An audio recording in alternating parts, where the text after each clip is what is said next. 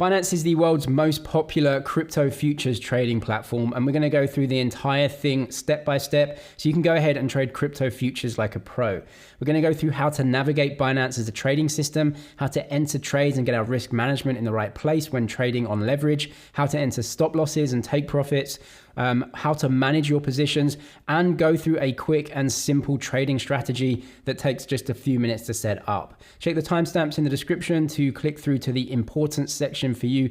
Also, the link to Binance is down in the description. If you don't have an account yet, just click on that to go through now and sign up, and we'll go through it together step by step. So let's first come to Binance. If you click that link, you'll go through to this page. Click buy now or sign up now, and that will take you through. What you want to do is actually come through to Binance Futures as well. It's the same trading system. So once you've got your account set up, and if you really do need like a beginner's guide, I'll link that video in the description to get you set up on Binance. But once you are, come through to the Binance Futures trading screen. And this is really what we've got. So again, once your dashboard is set up and everything, come through to derivatives, Binance Futures overview, and it's going to take you through to this screen.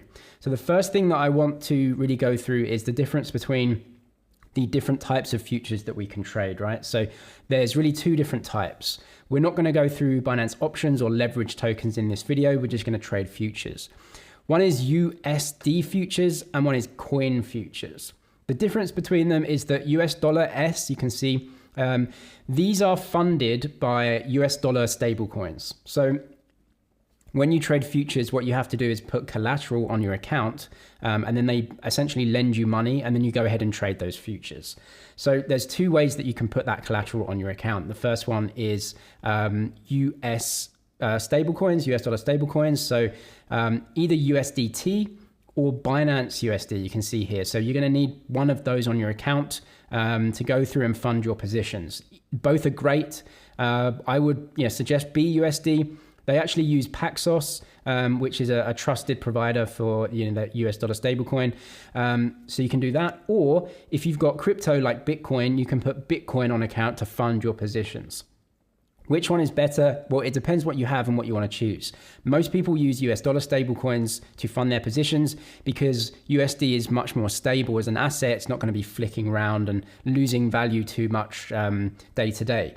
Obviously, if you trade with Coin M futures, what you'll be doing is funding your positions with Bitcoin. Now, Bitcoin could go down in value, and so the amount of collateral that you have on your account can fall significantly.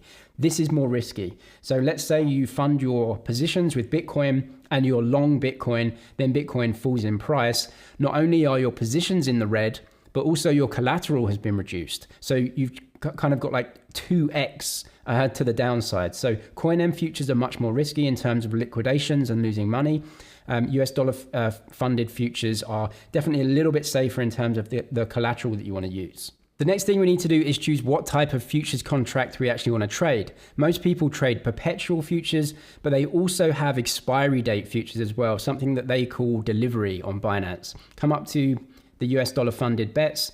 You can have perpetual or delivery. I'm just going to click perpetual to get into the trading screen and see how we can choose between them. So on the left hand side, you can see we're trading Bitcoin US dollar perpetual futures.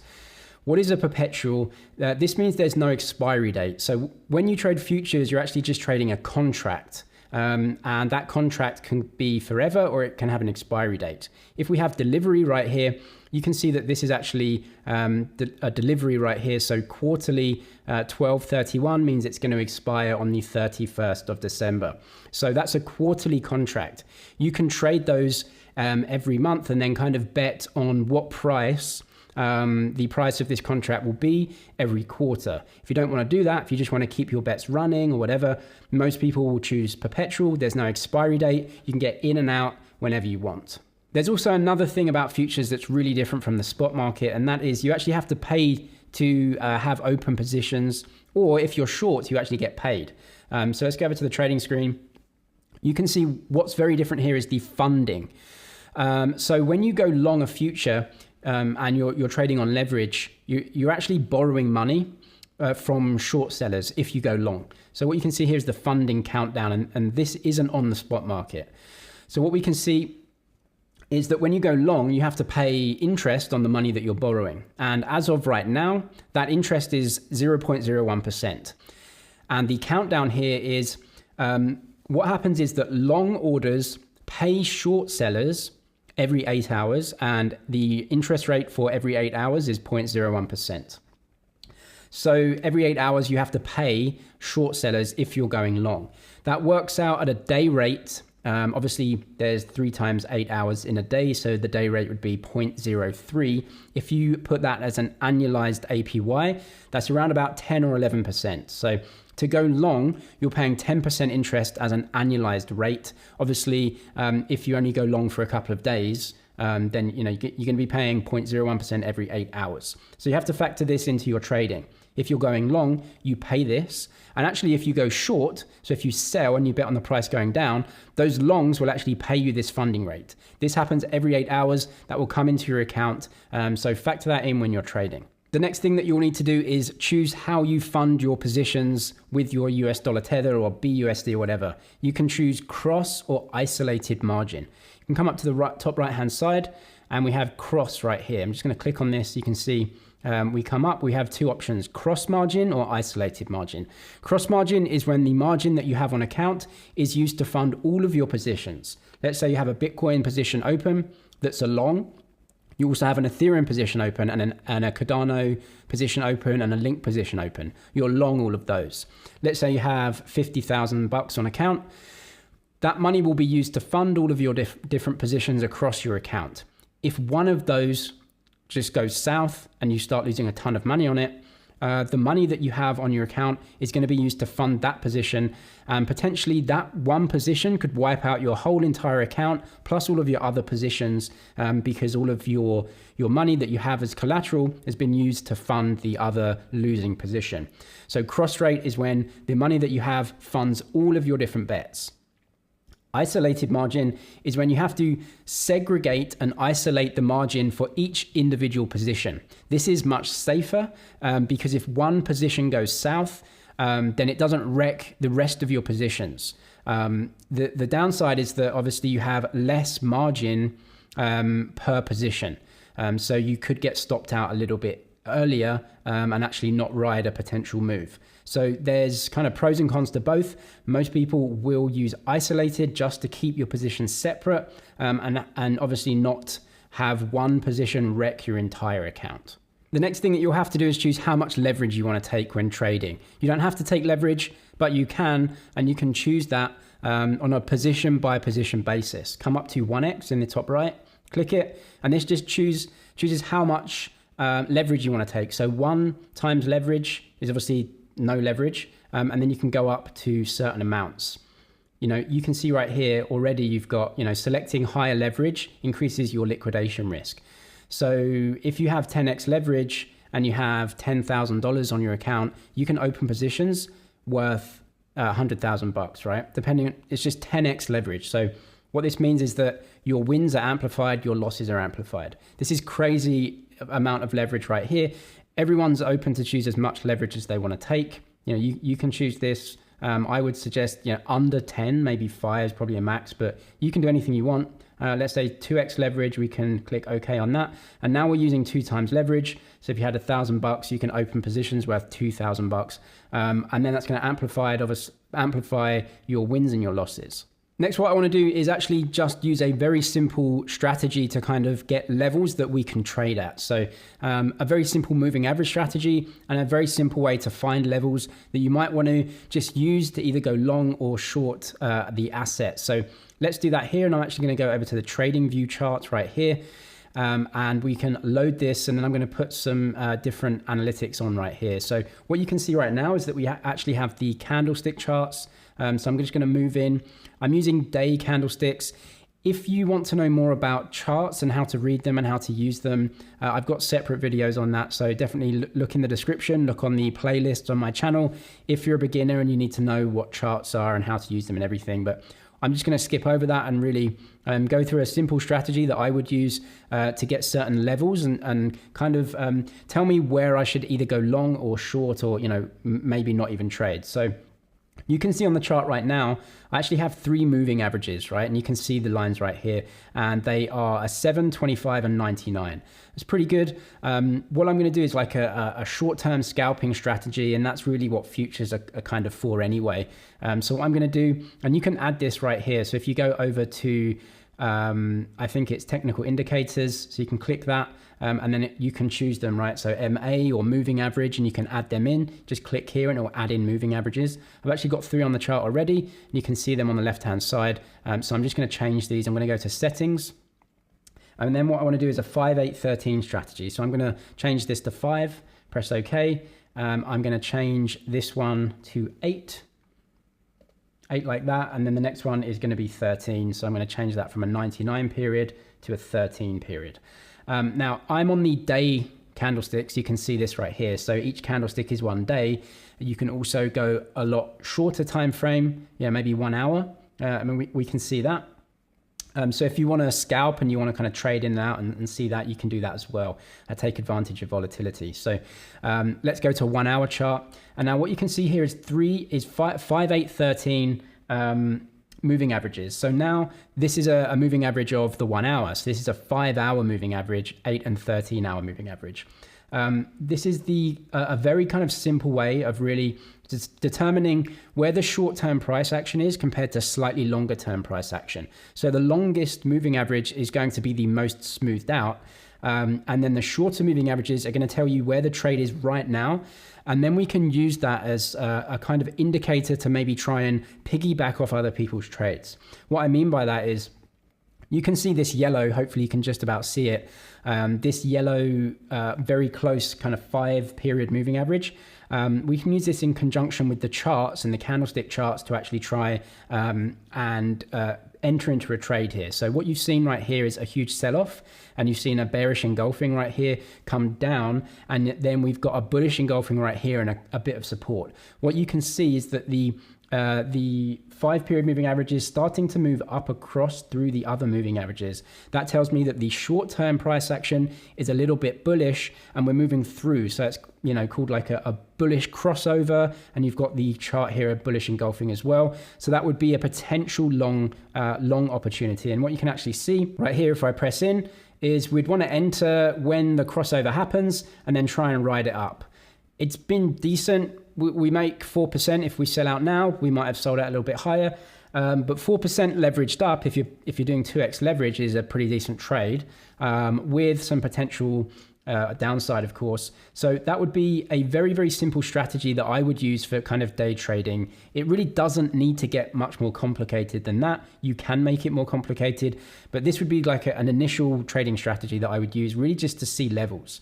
The next thing you might want to do is actually add support and resistance areas on there. So just very quickly, what I would do is kind of look at support levels, so areas of value, and you can see them down here. This is an area of value that I would say. So let's just make this chart.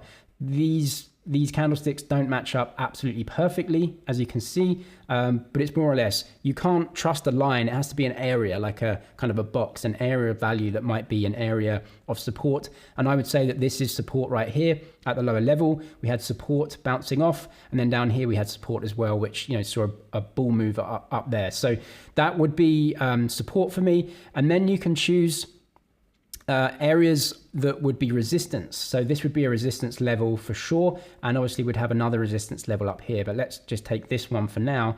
And yeah, we'll do another line, draw that in, and that would be kind of an area of resistance. So like I showed you with the actual the bullish crossover here, is that when we bounced off that support, that would probably be a decent time to get in. And then what you'd do is you'd put your stop loss kind of under here, just a little bit. That would be kind of a support level. Put your stop loss a little bit under, and then put your take profit somewhere near the top, and you would have ridden that move. As we saw, it was a 3 to 4% move. 2x leverage would have been 6 to 8%, which is a decent short-term kind of trading profit there. The next thing we'll do is actually enter an order and put in a stop loss and a take profit. So we kind of know what we're making and know how much we have at risk before we actually enter the trade, which when trading futures is probably suggested. So the first thing I want to do is make sure that my margin is in the right place. So I'm going to use isolated margin and click confirm, and then 2x leverage is fine for me.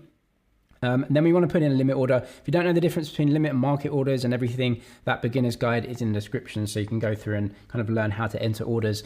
But very simply here, I'm just going to enter a limit order, crazy away from the price. So the current price is 49. I'm just going to put in a limit order at 40. How much do you want to put in? Let's say $40, I think is the minimum, just to show you. And then do we want to take profit and stop loss in there as well? Probably, right? You don't have to. What we can actually do is just go buy long and put in this limit order at 40,000. So buy long. And then you can see order submitted. And then we come down to open orders right here. My limit order is in the system to go long.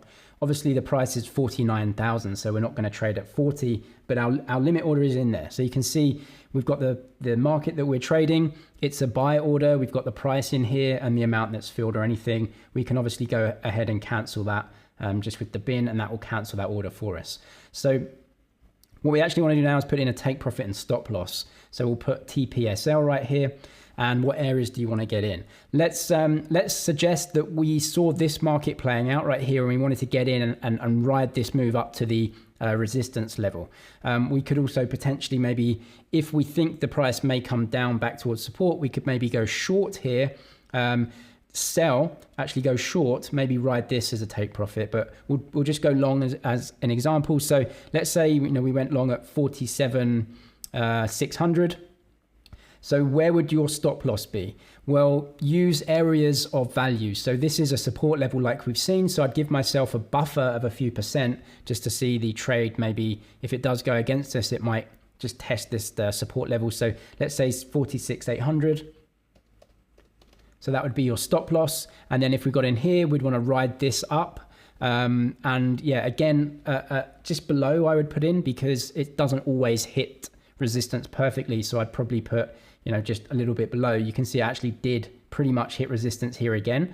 But I would put in a take profit around 49,300, right? So if we got in at 48, something like that, and then get out at that. So that would be a limit order.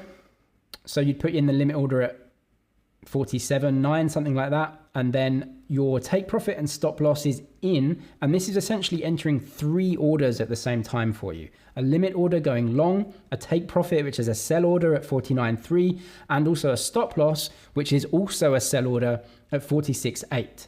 So that will all be put in at once for you, and all of those orders will be in. Now, of course, your take profit and stop loss, they're only triggered if the price actually hits that. You may also want to use the order calculator to actually see how much you may make before entering into orders. So you can come over to the right hand side and it's this small calculator button, and you can put P&L or target price in here. So as an example, just put 3x leverage. What's your entry price? Let's say 49,000. What's your exit price? Let's say 53,000. So we made some profit there.